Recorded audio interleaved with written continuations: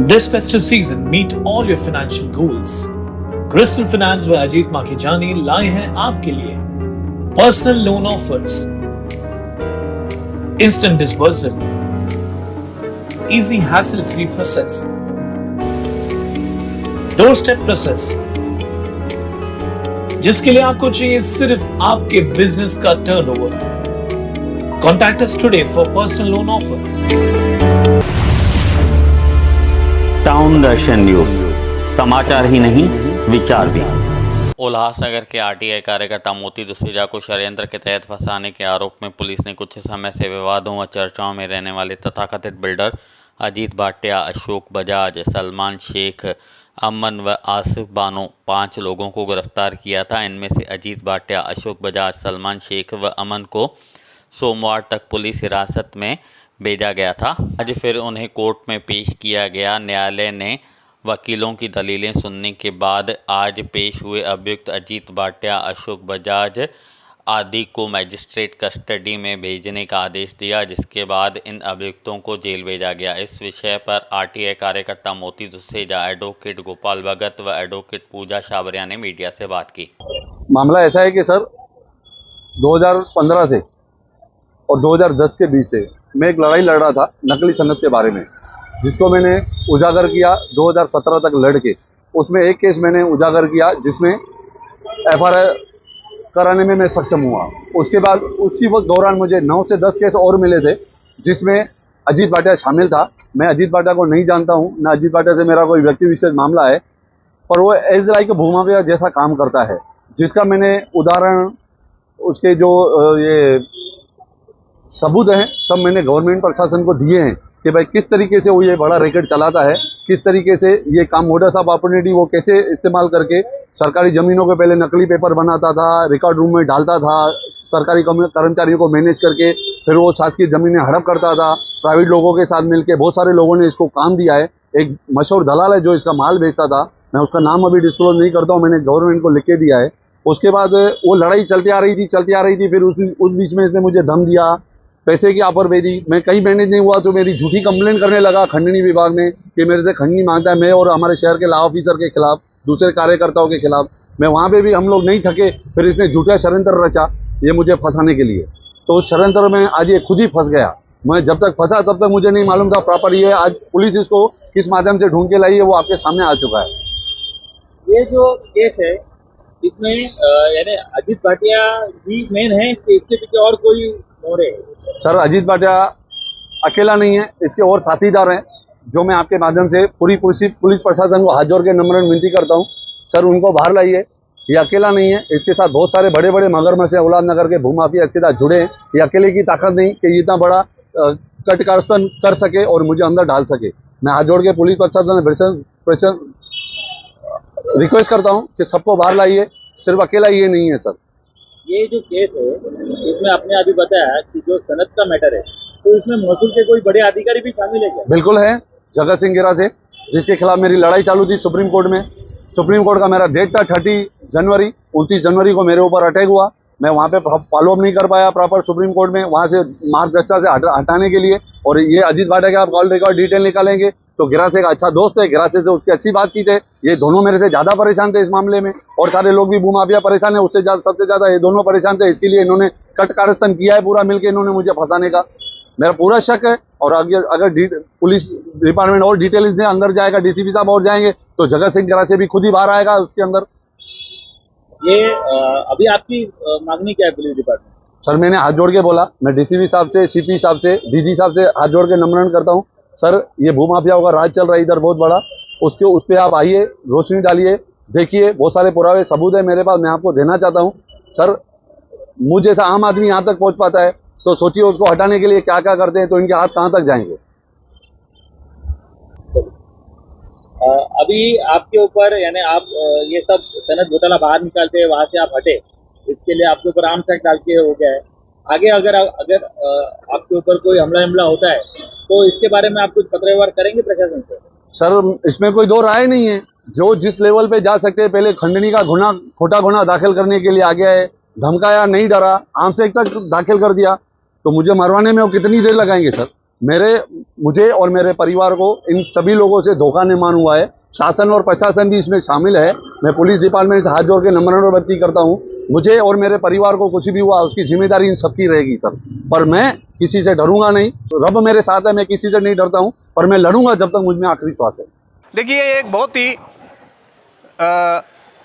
संजीद अपराध है।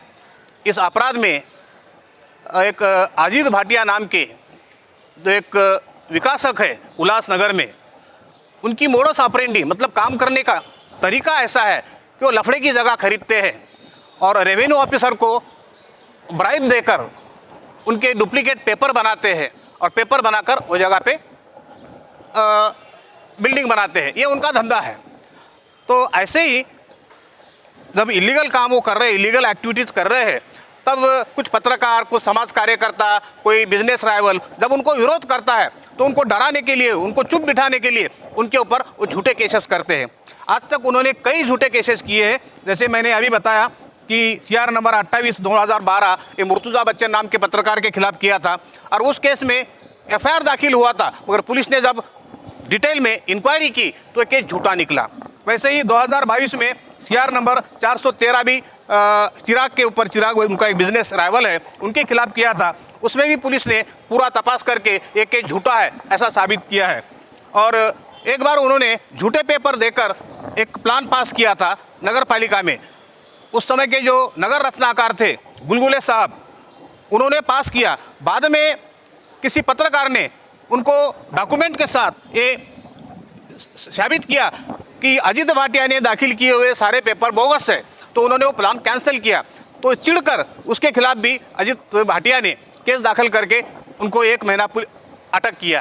तो आज के जो ये केस में जो मोती दुशेजा है, RTI एक्टिविस्ट है, उन्होंने इसके अजीत भाटिया के इलीगल कारनामों के खिलाफ जब शिकायतें की तो उनको डराने के लिए उन्होंने 29 जनवरी 2022 को कुछ लोगों को हाथ में करके पैसा देकर उनके शॉप में रिवॉल्वर रखा और पुलिस को झूठी सूचना देकर उनको अरेस्ट किया। उसके खिलाफ हम हाईकोर्ट में गए और हाईकोर्ट ने, उस समय भी हम पुलिस को बता रहे थे कि भाई ये झूठा केस है, हमारे पास CCTV फुटेज है, आप देखो, और वो जिन्होंने रिवॉल्वर हमारे दुकान में रखा उनको पकड़ो। मगर पुलिस ने हमारी बात पर ध्यान नहीं दिया। मगर हाईकोर्ट ने जब वो CCTV फुटेज देखा तो हाईकोर्ट का समाधान हुआ और हाईकोर्ट ने पुलिस को, कमिश्नर और डिप्टी कमिश्नर दोनों को वहाँ बुला के एक दिया, डायरेक्शन दिया कि फौरन जिन लोगों ने रिवॉल्वर प्लांट किया है उनको अटक करो।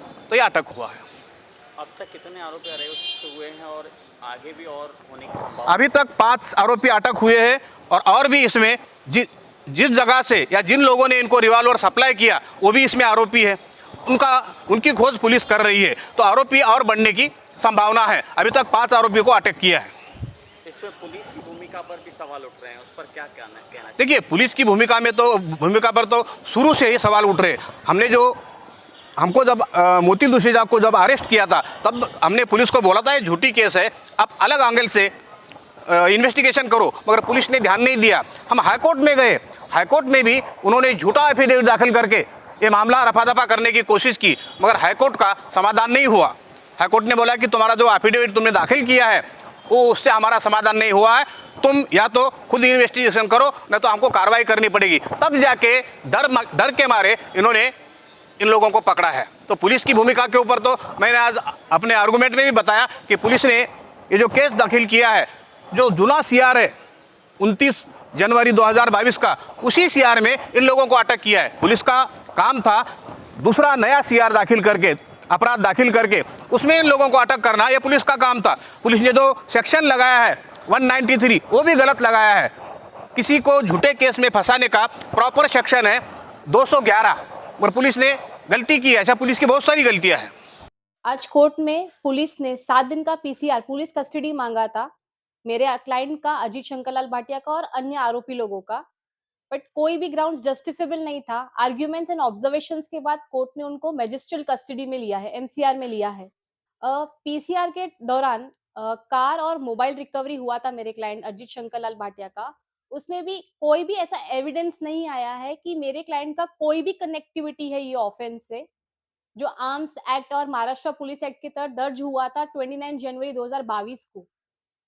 एंड इवन जो सेक्शंस पुलिस ने लगाए हैं after 1.5 years 120B of IPC and 193 of IPC, ऐसा भी कोई एविडेंस पुलिस रिकॉर्ड पे नहीं लाई है जिससे मेरे क्लाइंट को कनेक्ट किया जा सके उस मैटर से।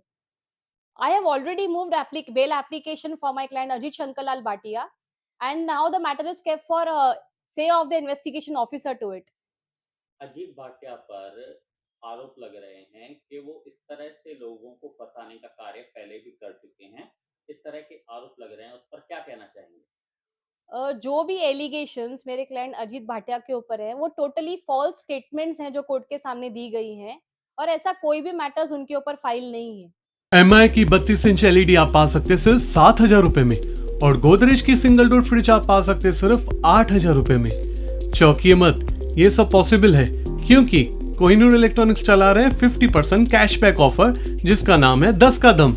जी हाँ, उल्लासनगर के टिल्सन मार्केट में स्थित कोहिनूर इलेक्ट्रॉनिक्स में आप पा सकते हैं सभी ब्रांड के इलेक्ट्रॉनिक आइटम्स पे कम दाम, और साथ ही आपको मिलेंगे 0% फाइनेंस ऑप्शन भी।